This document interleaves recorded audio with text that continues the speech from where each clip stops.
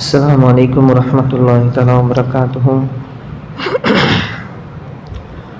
5 நிமிட மதரசா குர்ஆன் ஹதீஸின் ஒளியில் 1வது தலைப்பு இஸ்லாமிய வரலாறு.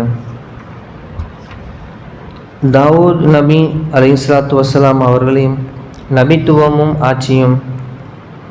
தாவூத் அலைஹிஸ்ஸலாத்து வஸ்ஸலாம் அவர்களுக்கு முன்பு நபித்துவமும் அரசாட்சியும் வெவ்வேறு வம்சத்தாருக்கு வழங்கப்பட்டு வந்தன. யஹூத வம்சத்தாருக்கு நபித்துவமும்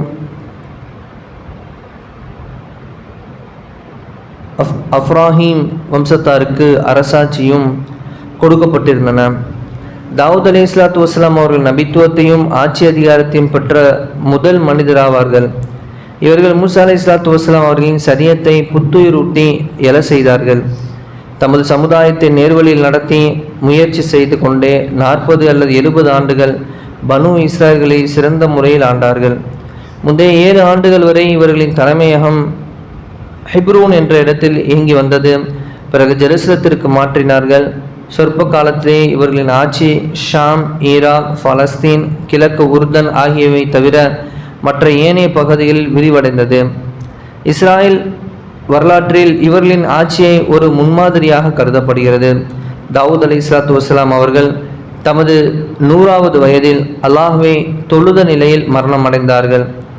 சைஹூன் எனும் நகரத்தில் நல்லடக்கம் செய்யப்பட்டார்கள். 2வது தலைப்பு அல்லாஹ்வின் ஆற்றல். மனித அறிவு.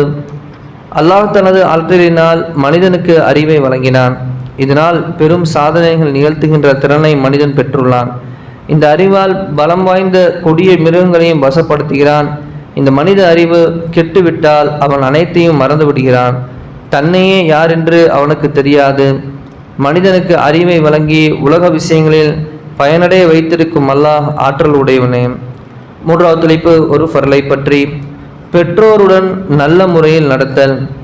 குர்ஆனில் அல்லாஹ் தஆலா கூறுகிறான், அல்லாஹ்வின்றி வேறு எவரையும் வணங்கலாகாது என்றும் பெற்றோருடன் நல்ல முறையில் நடந்திட வேண்டும் என்றும் உம்முடைய அல்லாஹ் உங்களுக்கு கடமையாக இருக்கிறான் என சூரா பனு இஸ்ராயில் பேசுகிறான். இந்த ஆயத்தினுடைய விளக்கமாவது, பெற்றோருக்கு பணிவிடை செய்து அவரிடம் நல்ல முறையில் நடந்து கொள்ள வேண்டும். 4வது தலைப்பு ஒரு சுன்னத்தை பற்றி. சுர்மா இடுவதின் சுன்னத்தான முறை. நபி ஸல்லல்லாஹு அலைஹி வஸல்லம் அவர்கள் தமது வலது கண்ணில் 2 தடவையும் பிறகு இடது கண்ணில் 2 தடவையும் அதன் பிறகு வலது இடது 2 கண்களுக்கு 1 தடவையும் சுர்மா இடுவார்கள் என அனஸ் ரலியல்லாஹு அன்ஹு அவர்கள் அறிவிக்கின்றார்கள்.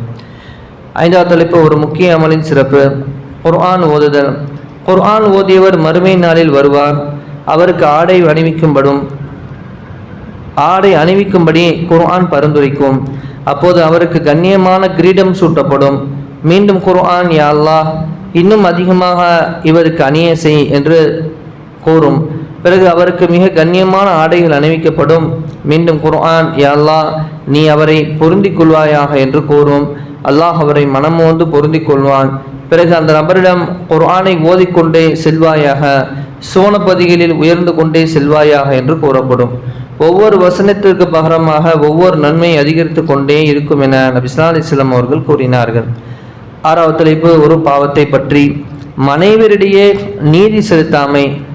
ஒருவருக்கு 2 மனைவியர் இருந்து அவர்களுக்கு உணவு, உடை, பொருள், பங்கீடு, தாம்பத்தியம் ஆகியவற்றில் நீதியாக நடந்து கொள்ளாவிட்டால் மறுமை நாளில் அவருடைய கழுத்தில் அரிகண்டம் மாட்டப்பட்டவராக உடலின் இடப்புறமும் சாய்ந்தவராக இருப்பார்.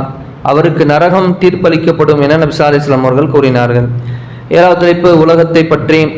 உலகம் திறந்து விடப்படும். வெகு விரைவில் உலக செல்வங்கள் உங்கள் மீது திறந்து விடப்படும் அன்று உங்கள் வீடுகளை புனித காபாவை அலங்கரிப்பது போன்று அலங்கரிப்பீர்கள் என்று நபி ஸல்லல்லாஹு அலைஹி வஸல்லம் அவர்கள் கூறினார்கள். 8வது தலைப்பு மறுமையை பற்றி. நற்செயலுக்கு பிரதிபலன் சொர்க்கமே. குர்ஆனில் அல்லாஹ் தஆலா கூறுகிறான், நீங்கள் செய்து கொண்டிருந்த நற்செயலின் காரணமாக இந்த சொர்க்கத்தில் நீங்கள் அனந்தரமாக கொடுக்கப்பட்டுள்ளீர்கள். உங்களில் அதில் ஏராளமான கனி வகைகள் இருக்கின்றன, அவற்றிலிருந்து நீங்கள் உண்பீர்கள் என அல்லாஹ் கூறுகிறான். 9வது தலைப்பு நபி வழி மருத்துவம். தேல் கடிக்கு மருந்து. சஹாபாக்களின் ஒரு குழு எங்கோ சென்று கொண்டிருந்த போது யாரோ ஒரு மனிதரை தேல் கொட்டிவிட்டது. அங்குள்ளவர்கள் அந்த மனிதருக்கு ஓதிவிடுமாறு சஹாபாக்களிடம் வேண்டினர். ஒரு சஹாபி மட்டும் அவ்விடம் சென்று சூரத்துல் ஃபாத்திஹாவை ஊதினார். உடனே அவர் நலம் பெற்றார் என இப்னு அப்பாஸ் ரலியல்லாஹு அன்ஹு அவர்கள் அறிவித்துள்ளார்கள். 10வது தலைப்பு குர்ஆனின் அறிவுரை.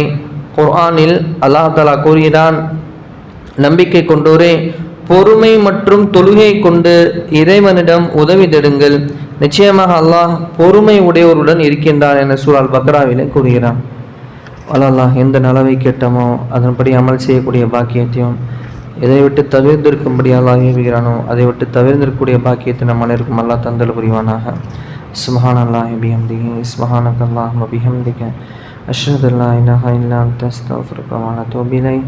ஆமீன். خير سبحان ربك رب العزة عما يصفون وسلام على المرسلين والحمد لله رب العالمين. صلى الله على محمد صلى الله عليه وسلم. صلى الله على محمد صلى الله عليه وسلم. صلى الله على محمد يا رب صل عليه وسلم. السلام عليكم ورحمة الله تعالى وبركاته.